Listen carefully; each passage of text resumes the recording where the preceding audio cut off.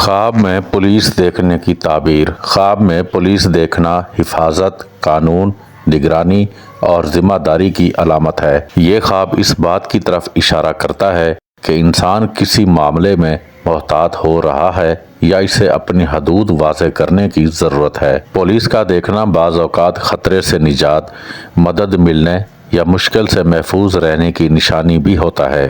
مجموعی طور پر یہ احتیاط اور حفاظت کی علامت ہے۔ پولیس سے بھاگنا۔ اگر دیکھے کہ پولیس سے بھاگا ہے اور پولیس اسے پکڑ نہیں سکی ہے تو اسے تھوڑا نقصان پہنچے گا۔ پولیس کا اسے قید کرنا۔ اگر دیکھے کہ پولیس والے نے اسے قید خانے میں ڈالا ہے تو حاکم وقت کے آدمیوں سے نقصان پہنچے گا۔